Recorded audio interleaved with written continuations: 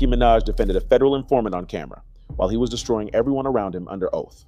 His name is Daniel Hernandez. The world knows him as 6ix9ine. In January 2019, he signed a federal cooperation agreement with the United States government. He agreed to testify against every person he knew, gang members, associates, people who trusted him with their lives. He sat on that stand for 3 days. He named names, and the whole time, Nicki Minaj was publicly standing next to him. Tonight, the federal court documents show exactly how close she was to that fire, and exactly why her name never came up in that courtroom. The boy who made a deal. On November 18th, 2018, federal agents arrested Daniel Hernandez. The world knew him as 6ix9ine. The government knew him as a member of the 9 Trey Gangsta Bloods. The charges were serious. 9 counts, racketeering, shootings, drug distribution. He was facing a maximum of 47 years in federal prison. He was 22 years old. He pleaded not guilty at first, but on January 23rd, 2019, something changed. He walked back into that federal courtroom and changed his plea to guilty on all 9 charges, every single one. But that was not the most important thing he signed that day. He also signed a federal cooperation agreement, and that document changed everything. Here's what most people do not understand about federal cooperation. When you sign a cooperation agreement with the United States government, you are not just admitting what you did. You are agreeing to tell them everything you know about everyone around you. Every crime, every name, every conversation, every meeting, the government owns your story now, and they will use every word of it. That agreement is case number 18-CR-00834 in the Southern District of New York. It is a public federal record. And it named people, real people who were still on the streets when 6ix9ine was sitting in that room signing his name. One of those people was Kafano Jordan. The streets called him Shotti. Here's what the federal court record says about Shotti. The court document filed in the Southern District of New York confirms that Shotti was not just a member of 9 Trey. He was a leader. 6ix9ine told the government exactly what Shotti's role was. He told them Shotti was the one who gave instructions. Shotti was the one who handled money. Shotti was the one who told people what to do, and 6ix9ine said it under oath, on the stand, in open court, in front of a jury. This is the real federal court document. United States of America versus Anthony Ellison, case number 18-CR-834, Southern District of New York.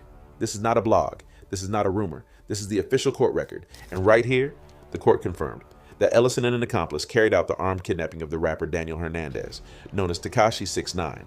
The same man Nicki Minaj was defending on camera. That document then is not a blog post. That is not a rumor. That is the United States federal court system putting those facts in writing permanently. 6ix9ine signed that cooperation agreement in January 2019. He testified on that stand in September 2019, and the whole time he was doing all of that, one very famous woman was telling the world he was misunderstood. Now ask yourself this: if 6ix9ine was willing to name Shotti, a man who ran a violent street gang, under oath in federal court, who else was he willing to name? The woman who stood next to the fire. While 6ix9ine was sitting in federal custody signing cooperation agreements, Nicki Minaj was doing interviews. She was not hiding. She was not quiet. She was publicly defending him on camera in her own voice. To anyone who would listen, here is the exact moment. This is not a rumor. This is Nicki Minaj speaking directly at Clue Radio. Her own words, her own voice. He's very genuine, very sweet. I wish people could get to know the real him before judging him. I feel like to be that young and just judged, I don't like it. I mean, people have to I don't know. I don't want to go too deep into it, but I will just say I really fuck with him. She said he was genuine. She said he was sweet. She said people needed to get to know the real him before judging him. Now here's what makes that statement important. The date of that interview places her defense of 6ix9ine directly inside the window when he was actively cooperating with federal prosecutors. He was not just accused, he had already signed the paperwork. He was already telling the government everything he knew. She was defending a man who was already working with the federal government against the people around him. Now here's the teaching moment. Most people do not understand what it means to publicly defend someone who is a federal cooperator. When the government is building a federal RICO case, they watch everything. They watch who visits, they watch who calls, they watch who speaks publicly in support of the target. Every public statement made in defense of a cooperating witness becomes part of the government's understanding of that person's network. It does not mean Nicki Minaj did anything illegal, but it means the federal government was watching every word she said. And here's where it gets more complicated. Nicki Minaj's husband is Kenneth Petty.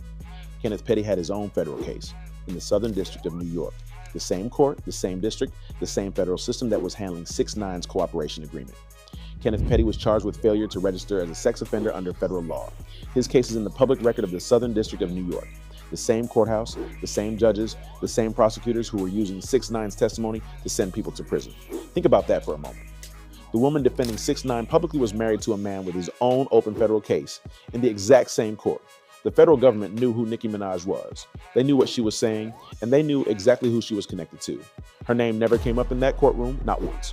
But the people 6ix9ine was naming, one by one, were going to prison. So here is the question that the court record cannot answer. Did Nicki Minaj know what 6ix9ine was really doing while she was defending him on camera?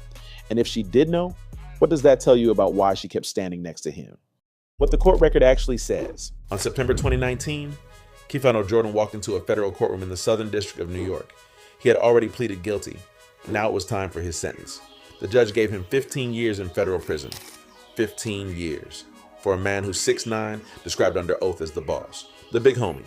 The man everyone answered to. And then on November 4th, 2020, Anthony Ellison, known as Harv, received his sentence in the same court. Case number 18CR834-9. The judge sentenced him to 288 months in federal prison. That is 24 years. The court document filed in the Southern District of New York describes exactly what Ellison did. The record states that Ellison and an accomplice carried out the armed kidnapping and robbery of the rapper Daniel Hernandez, known as Tekashi 6ix9ine. That is not a blog.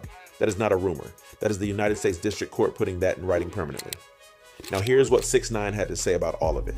Here is 6ix9ine, in his own words, in a sit-down interview with Vlad TV, when he was asked directly how he felt about Shotti receiving 15 years in federal prison. How did you feel when Shotti got 15 years? I don't give a fuck. Like, what, I'm supposed to, like, I don't care, nigga. Give a fuck. He did not hesitate. He did not pause. He said he did not care. This is a man he once called his big homie. A man he testified about under oath. A man who is now sitting in a federal prison cell until 2034. And 6ix9ine said he did not care. Now here's my opinion. And I want you to really think about this. 6ix9ine walked into that federal courtroom as the most hated man in hip hop. He signed a cooperation agreement. He testified for 3 days. He named names, and he walks out with time served and home confinement while the people around him received decades in prison. Nicki Minaj stood next to him publicly the entire time. She defended him on camera. She called him genuine. She called him sweet. And her name never came up once in that entire federal case. The court record does not tell us what Nicki Minaj knew. It does not tell us what conversations happened behind closed doors. It only tells us what was said under oath in open court. And what was said under oath in open court sent 2 men to prison for a combined total of 39 years. Shotti got 15 years, Harv got 24 years, 6ix9ine got time served, and Nicki Minaj walked away from the entire situation with her career intact. The federal court record is public, the cooperation agreement is public, the sentencing documents are public. Everything you just heard tonight came from official United States court documents filed in the Southern District of New York. The federal court record confirms it. Case number 18-CR-00834. 2 men received a combined 39 years in federal prison based on testimony delivered under oath in the Southern District of New York. 1 woman defended the man who gave that testimony publicly, on camera, while it was happening. And the question that court record will never answer is the one that matters most. Did she know? Drop your answer in the comments. And if you think there is more to this story, comment part 2 right now, because the court record has more pages, and some of what is in those pages has never been discussed on this channel before.